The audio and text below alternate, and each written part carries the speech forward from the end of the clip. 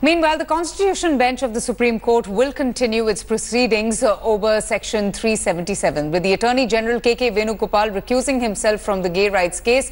While speaking to the media, Venugopal said that he cannot continue as his views are quite different from that of the government over Section 377. The Additional Solicitor General Tushar Mehta will now be presenting the government's views on the issue in the further hearings that will take place today. The Supreme Court on Tuesday heard a clutch of petitions challenging Section 377 of the Indian Penal Code that criminalizes homosexuality. Supreme Court also made it evident that it is disinclined to examine the wider issues related to gay rights and will only focus on the validity of Section 377. This is a contentious issue which is being debated all over India to decriminalize LGBT community.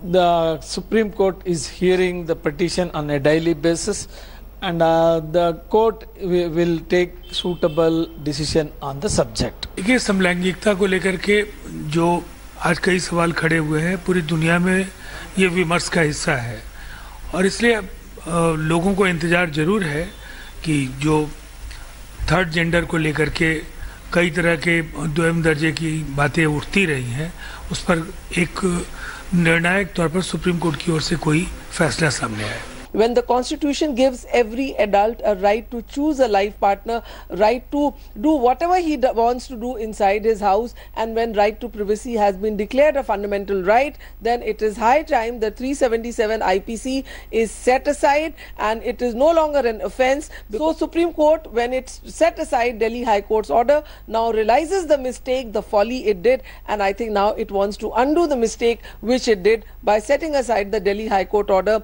which had decriminalized 377 IPC. Interesting how the Supreme Court has already ruled out expanding the scope of the challenge to the validity of IPC Section 377, which criminalizes homosexuality. It will not decide on the gay community's rights to marriage, cohabitation and adoption, but will only look at Section 377, which is an offence right now, and whether that needs to be decriminalized. Let's take a look at this report.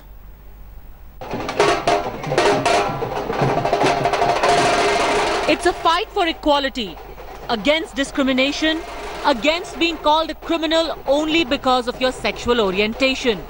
And on Tuesday, it reached a revolutionary point. When, arguing for decriminalization of homosexuality, Mukul Rohatgi argued that homosexuality is in fact in the order of nature and not against natural order.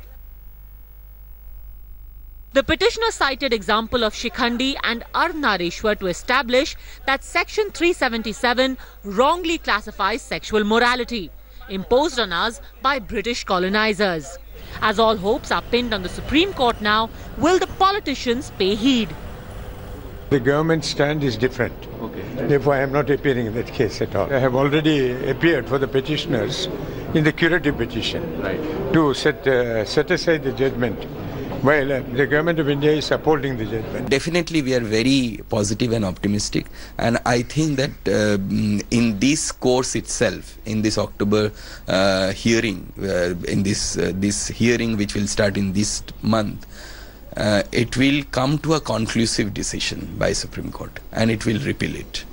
Congress party के पूर्व president Shrimati Sonia Gandhi, हमारे अभी के अध्यक्ष श्री राहुल गांधी, उन्होंने बहुत स्पष्ट तरीके से कहा है कि कुछ चीज़ें हैं जो इतनी पुरानी चली आ रही हैं, उनको ख़त्म करना ज़रूरी है। तो हम उस फेवर में हैं कि सेक्शन 377 का बहिष्कार होना चाहिए और उसको एंड करना चाहिए, जो क्रिमिनलाइजेशन किया जाता है होमोसेक्सुअलिटी को।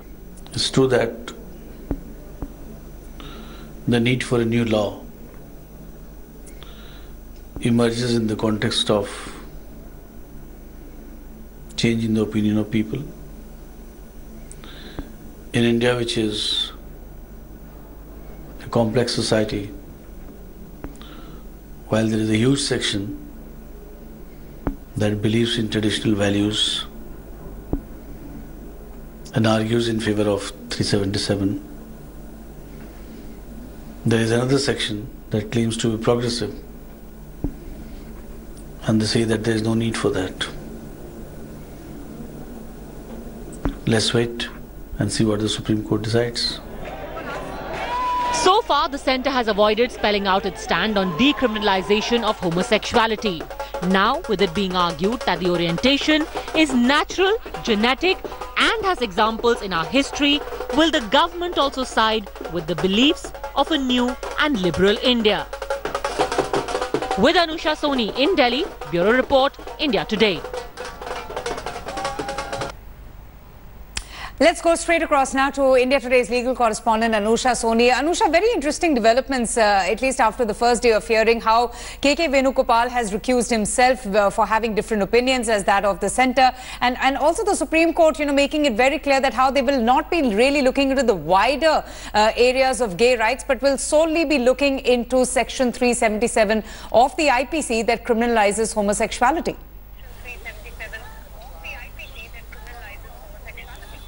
So, Avantika, as far as the Attorney General is concerned, there is a dual conflict of interest he has.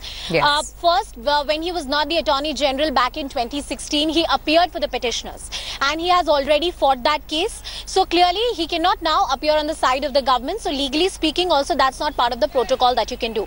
Now, secondly, the bite he has given out, the opinion he has given out, saying that the centre is likely to stand with 377, while the view of the Attorney General, that's a statement coming in, but that cannot still be held as the official stand of the government, for the simple reason that the Attorney General is not the officer of the government in this case.